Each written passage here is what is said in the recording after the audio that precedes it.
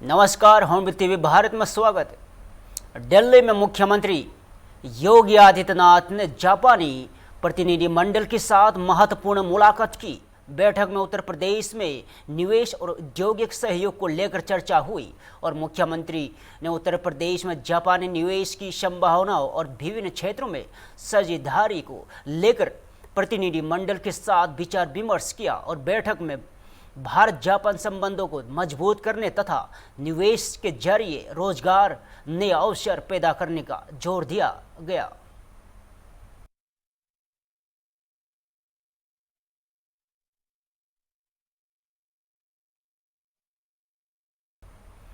प्रयागराज में बाढ़ प्रभावित इलाकों में राहत एवं बचाव अभियान लगातार जारी है और एनडीआरएफ और एसडीआरएफ की टीमें बाढ़ में फंसे लोगों तक पहुंचकर राहत सामग्री उपलब्ध करा रही है और बाढ़ प्रभावित लोगों को फूड पैकेट, मेडिकल किट्स और जरूरी राहत सामग्री बांटी जा रही है और राहत बचाव दल और नाव के जरिए प्रभावित इलाकों में पहुंचकर लोगों को मदद कर रहे हैं और प्रशासन एवं बचाव एजेंसियां हालत पर लगातार नजर बनाए हुए हैं और जरूरतमंद लोगों तक हर संभव मदद पहुंचाने का प्रयास किया जा रहा है।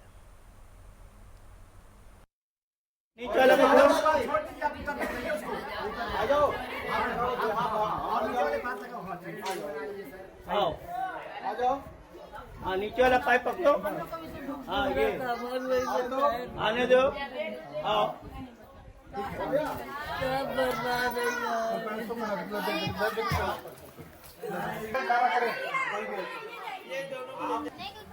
सेवन 80858082।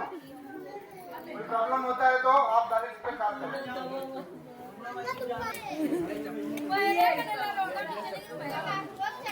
कुछ मकान पुराने हैं, जर्जर हैं, पानी की वजह से गिरने की संभावना।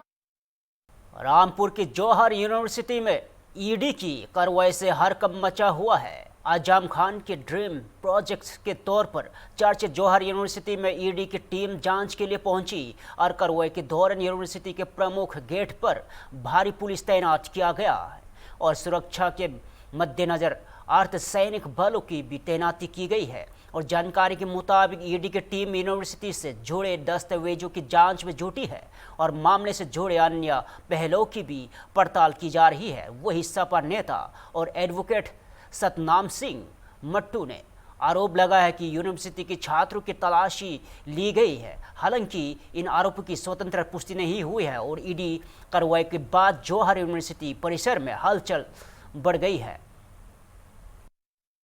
अंदर जाने के लिए मान लीजिए ये उनकी पर्सनल ये गेट का इनाम प्रेशर में कि अब आप जा सकते हैं।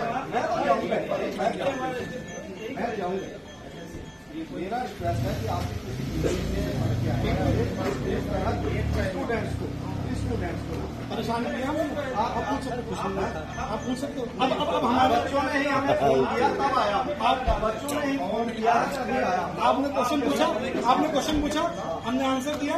ऐसा ना सर, हमने आंसर दिया। सर मैं आपसे हाथ जोड़ के हम आप कार्रवाई अंदर चल रही है सर, यहाँ गेट पे थोड़ा चल रही है, पूरा प्रीमाइस हम कवर कर रहे हैं। मेरा यह कह रहे हैं बच्चे ये मैं कचहरी जाने के लिए तैयार हो रहा था तो मुझे चाचा अपनी थोड़ी आईडी नीचे करिए फोन आए हल्की से। बोले सर यहाँ पर कुछ लोग आए हैं, फोर्स भी है और वो हमें अंदर जाने नहीं दे रहे हैं।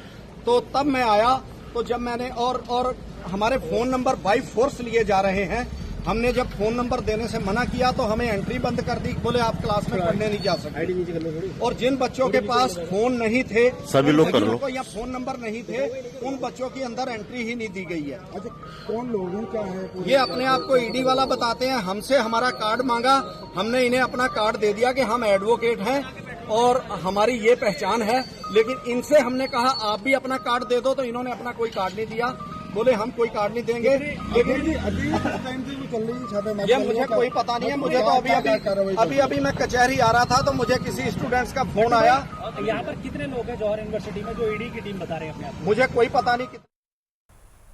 लखनऊ के पारा इलाके में बड़ी खबर है। मां पीतम्बरा फैमिली होटल के सामने बड़ी संख्या में कांवड़ियों ने प्रदर्शन शुरू कर दिया है और बताया जा रहा है कि वैदेही सेना के कांवड़िए बड़ी संख्या में मौके पर जुटे हैं और बड़ेश्वर महादेव मंदिर में शिवलिंग पर लगे चांदी के कवर को हटाने की मांग कर रहे हैं। इसी मांग को लेकर कांवड़ियों ने नाराजगी है और प्रदर्शन किया जा रहा है। सूत्र के मुताबिक मौके पर करीब 1500 से 2000 लोगों की भीड़ में जुटी है और प्रदर्शन के चलते मोहन रोड पर यातायात प्रभावित हुआ है और जाम की स्थिति पर बन गई है और स्थिति को देखते हुए पुलिस प्रशासन मौके पर मौजूद है और बड़ी संख्या में पुलिस तैनात है और इलाके में सुरक्षा बढ़ा दी गई है और पुलिस के अधिकारी लगातार स्थिति पर नजर बनाए हुए हैं।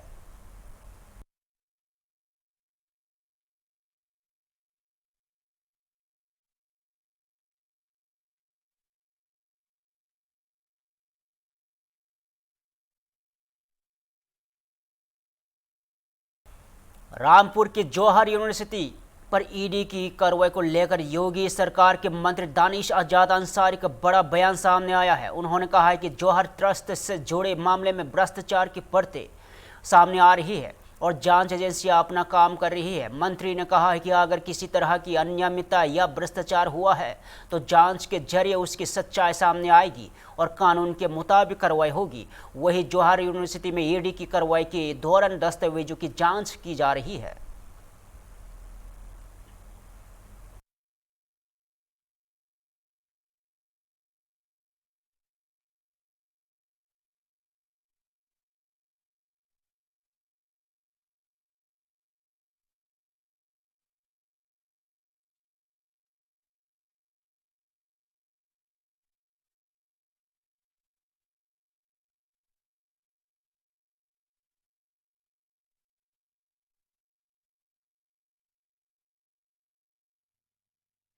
देखिए, जौहर विश्वविद्यालय जब बना तो तमाम नियम कायदे कानून को ताक पर रख के बना। अपने निजी स्वार्थ के लिए एक विश्वविद्यालय को तैयार किया गया जिसका मकसद कतई समाज में एक अच्छी शिक्षा व्यवस्था को पहुंचाना ये नहीं था। सरकारी संपत्तियों पर अवैध कब्जे किए गए, गरीब लोगों के संपत्तियों पर अवैध कब्जे किए गए, जनता की गाढ़ी कमाई का दुरुपयोग किया गया। सरकारी जो पैसे से, जो जनता के टैक्स के पैसे से जो रोड बना था, उस रोड को विश्वविद्यालय परिसर के अंदर शामिल कर लिया गया और आम लोगों को उस पर चलने से मनाही कर दी गई। तो एक तानाशाही रवैया जौहर विश्वविद्यालय को बनाने के पीछे जो अपनाया गया, ये और तमाम नियमों को की अनदेखी की गई, बिना नक्शे पास कराए बिल्डिंगों का निर्माण कराया गया। तो बहुत बड़ी अनियमितताओं की शिकायत आम जनमानस के द्वारा मिली थी, उसी की जांच हुई है और उसी जांच के क्रम में तमाम जो फर्दर जो डेवलपमेंट है हो रहा है। लखनऊ में अवैध डायरी संचालकों के खिलाफ नगर निगम ने बड़ी कार्रवाई की है।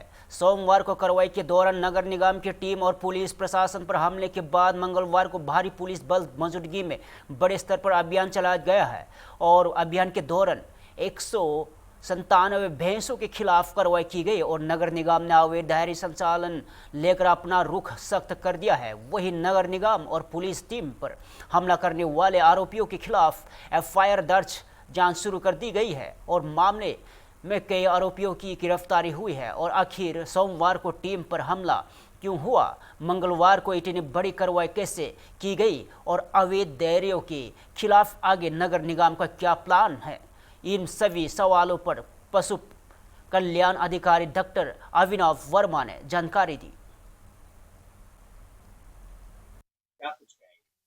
16 तारीख को नगर निगम की टीम के द्वारा एक अवैध डेयरी हटाने का अभियान चलाया जा रहा था। इसी दौरान कुछ अज्ञात पशुपालकों के द्वारा नगर निगम टीम पे अचानक से हमला बोला गया और जिससे नगर निगम की टीम के कई वाहन क्षतिग्रस्त भी हुए और कुछ कर्मचारियों को मामूली चोटें भी आई। और इसके अतिरिक्त जो संबंधित दरोगा जी हम लोग के साथ गए थे और पुलिस प्रशासन पर भी हमला किया गया और दरोगा जी को काफी चोटें हैं, उनका सर भी फट गया था।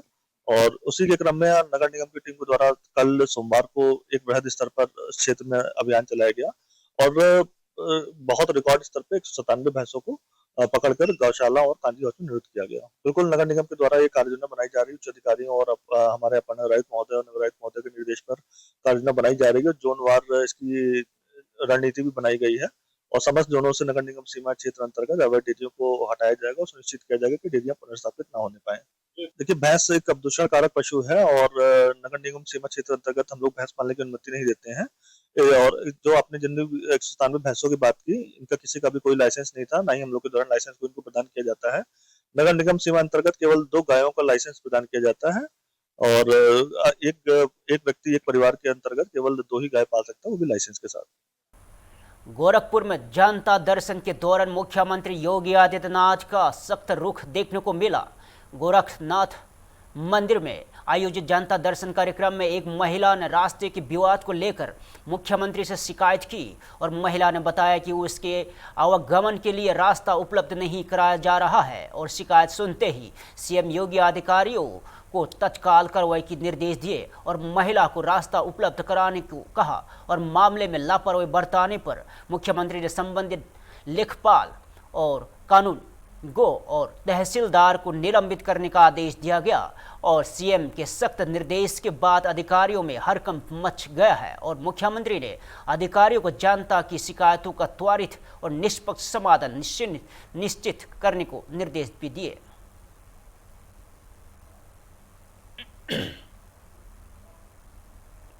सहारनपुर से कांग्रेस सांसद इमरान मसूद ने कई राजनीतिक मुद्दों पर केंद्र और बीजेपी पर निशाना साधा और पूर्व मंत्री सत्येंद्र जैन की दोबारा गिरफ्तारी को लेकर उन्होंने सवाल उठाए और इसे राजनीतिक बदले की कार्रवाई बताया और इमरान मसूद ने कहा कि इस तरह की कार्रवाई को लोकतंत्र के लिए ठीक नहीं है। वंदे मातरम को लेकर चल रहे विवाद पर भी इमरान मसूद ने प्रतिक्रिया दी। उन्होंने कहा कि कांग्रेस अध्यक्ष मल्लिकार्जुन खड़गे के बयान को जिक्र करते हुए बीजेपी पर राजनीतिक मुद्दों को तूल देने का आरोप लगाया और बीजेपी की टीम और संगठन में संभावित बदलाव को लेकर इमरान मसूद ने कहा है कि यह बीजेपी को आंतरिक मामला है। वही कांग्रेस की आगामी CWC बैठक में छात्रों को जोड़े मुद्दों और राम मंदिर और सरकार पर लगाए जा रहे कथित अनियमितताओं के आरोपों पर चर्चा होने की बात कही और आजम खान की यूनिवर्सिटी पर ईडी की कार्रवाई को लेकर भी इमरान मसूद ने सवाल उठाए और कहा है कि चुनाव के समय इस तरह की कार्रवाई राजनीतिक चर्चा के विषय बन जाती है। देखिए, राजनीतिक प्रतिशोध में ये जो कार्रवाइयाँ होने का एक क्रम देश में शुरू हुआ है, वो लोकतंत्र के लिए बेहतर नहीं होता है। मुझे बस की तो जांच है, जांच का विषय है, क्या है क्या नहीं है कोर्ट देखेगा, लेकिन मेरा मानना यह है कि राजनीतिक प्रतिशोध के साथ कार्रवाई नहीं होनी चाहिए। आम आदमी पार्टी के तमाम नेता कह रहे हैं कि पंजाब के अंदर चुनाव है, उसी के दृष्टिगत ये बीजेपी ने सारा चक्रव्यूह रचा है और उसके तहत इनकी गिरफ्तारी है। मैं कह तो रहा हूँ कि सत्येंद्र जैन को पहले इतने दिन बंद रखा, तबीयत उसकी बहुत ज़्यादा ख़राब हो गई, कोर्ट ने उनको रिलीफ दिया, तो अब नए मामले में यही आजम साहब के साथ हो रहा है, यही सत्येंद्र जैन के साथ हो रहा है। तो राजनीतिक प्रतिशोध के साथ कार्रवाई होना किसी भी सूरत में उचित नहीं है। वंदे मातरम को लेकर जिस तरह से राजनीति गरमाई गई है, उसी के अंतर्गत खड़गे जी ने अब इसको कहा है कि आप जो है महात्मा गांधी जी पर, नेहरू जी पर और अन्य तमाम ऐसे चाहे पटेल जी हैं उन पर भी मुकदमा दर्ज कीजिए, क्योंकि उन्होंने भी इस तरह से इतना ही राष्ट्रगान किया, वंदे मातरम। देखिए, इन्होंने राष्ट्रगान का अपमान किया, ये ट्विस्ट कर रहे हैं। 51 सेकंड का हमारे लिए राष्ट्रगान सर्वोपरि है और बच्चे बच्चे को कंठस्थ है। मुंबई से मनोरंजन जगत की खास खबर सामने आई है। इंडिया गेम शो के सेट में कॉमेडियन भारती सिंह और हर्ष नीलम निम्बाचिया के साथ खास बातचीत हुई और इस दौरान दोनों के शो से जुड़े अपने अनुभव और मनोरंजन और दर्शकों के लिए खास अंदाज में अपनी बातें साझा की और भारती और हर्ष की जोड़ी अपने कॉमेडी अंदाज के लिए दर्शकों के बीच काफ़ी लोकप्रिय है। जी, हमने एक्चुअली 2015 से चालू किया था प्रोड्यूस करना, आज 2026 है।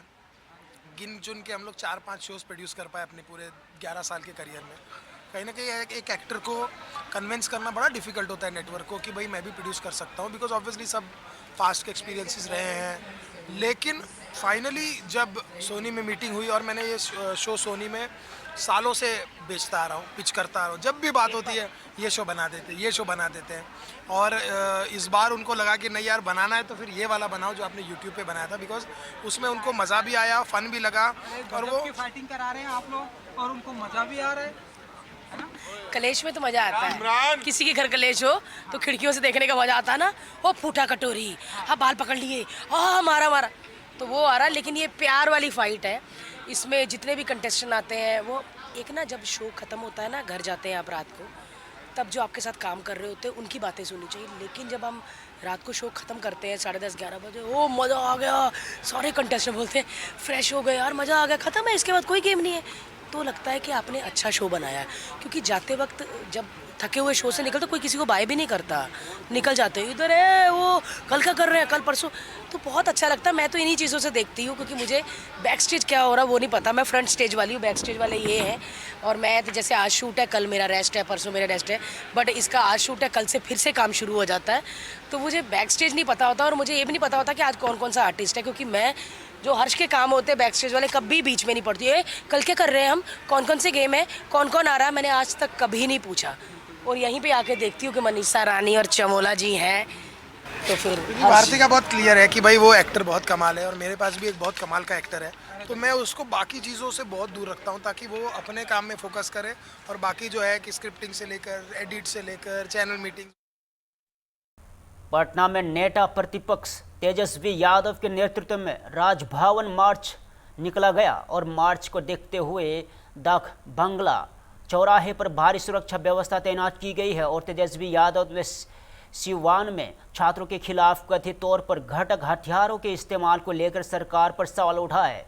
उन्होंने कहा है कि संविधान नागरिकों को शांतिपूर्ण तरीके से विरोध और बात रखने का अधिकार देता है। विपक्ष ने आरोप लगाया है कि छात्रों के प्रदर्शन के दौरान पुलिस कार्रवाई संवैधानिक और लोकतांत्रिक अधिकारों के खिलाफ है, और साथ ही डीएम और एसपी के तबादले के बावजूद जिम्मेदारी तय करने की मांग उठाई गई। और वही विरोध प्रदर्शन को लेकर राजनीतिक आरोप प्रत्यारोप भी तेज हो गए हैं, और विपक्ष से सवाल किया गया है कि झारखंड में इसी तरह के मामलों को लेकर प्रदर्शन क्यों नहीं किया गया है। छात्रों के हक में इसे कहा भी जा सकता है, नहीं भी, क्योंकि हम लोग व्यवस्था के विरोध में सरकार ने जो कार्रवाई की है उसके खिलाफ है। संविधान की इस बात की गारंटी है कि हमको पूजा करने, देश में घूमने, कहीं भी जाने, इबादत करने, पढ़ने लिखने, घर बनाने, ज़मीन खरीदने, सबकी आज़ादी है। जुलूस निकाले, प्रदर्शन करने में अपने अधिकार के लिए मजदूरों को, छात्रों को, नौजवानों को, बेरोजगारों को, सबको अधिकार है। निहत्थे लोगों पर सिवान में जो AK-47 से गोली चली है, ये अधिकार पुलिस को नहीं है, ये अधिकार सरकार को नहीं है। अब तक इस देश में कहीं भी AK-47 का किसी भी प्रदर्शनकारियों पर गोलियां नहीं चलाई गई है, चाहे विद्यार्थी हो, छात्र हो, नौजवान हो, बेरोजगार हो, किसान हो, मजदूर हो, जो भी हो। तो ये एक तरह से संविधान पर हमला है, लोकतंत्र पर हमला है। तो इसके खिलाफ हम लोग आए हैं कि AK-47 जो मालखाना से निकला, मालखाना माने शास्त्रागार से निकला, ये अथॉरिटी किसको थी और ये अथॉरिटी ट्रांसफ़र किसने की, और जिसको ट्रांसफ़र करके कन्फर्म किया गया, कन्फर्म करके जो इनको दिया गया वो व्यक्ति कौन, पदाधिकारी कौन। भोपाल से लाडली बहना योजना को लेकर बड़ी खबर है। मुख्यमंत्री डॉक्टर मोहन यादव ने रक्षाबंधन के मौके पर प्रदेश की बहनों के लिए आर्थिक सहायता की घोषणा की है। 28 अगस्त को रक्षाबंधन और सावन पर्व के अवसर पर सीएम हाउस में विशेष कार्यक्रम आयोजित किया जाएगा, और मुख्यमंत्री के मुताबिक लाडली बहना योजना की नियमित किस्त के रूप में 1500 रुपये का रक्षाबंधन के उपहार के तौर पर अतिरिक्त 250 रुपये बहनों के खातों में ट्रांसफर किए जाएंगे। इसके लिए 1,25,00,000 से अधिक की राशि का प्रावधान बताया गया है। और सीएम मोहन यादव ने कहा है कि सरकार का उद्देश्य बहनों को आर्थिक रूप से सशक्त और आत्मनिर्भर बनाना है। उन्होंने कहा है कि आर्थिक सहायता से कई परिवारों में बहनों सिलाई मशीन, गाय या भैंस जैसी ज़रूरत चीज़ों को खरीदकर परिवार की आर्थिक स्थिति मजबूत कर सकती है। और मुख्यमंत्री ने रक्षाबंधन के पावन पर्व पर प्रदेश की सभी बहनों को शुभकामनाएं और आशीर्वाद दिया और प्रदेश के खुशहाली के लिए बहनों को आशीर्वाद मांगा। महीना रक्षाबंधन का त्यौहार 28 तारीख को होने वाला है।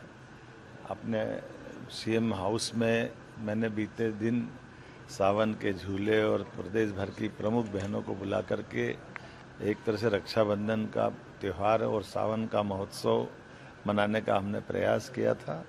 आज यहाँ मैं मैहर की माताजी के स्थान से 1,25,00,000 से ज़्यादा लाडली बहनों के लिए उनकी नियमित 1500 की किस्त और 1,25,00,000 बहनों को 250 रुपये अलग से रक्षाबंधन का नेग उनको देने के लिए हमारा एक कार्यक्रम आयोजित है।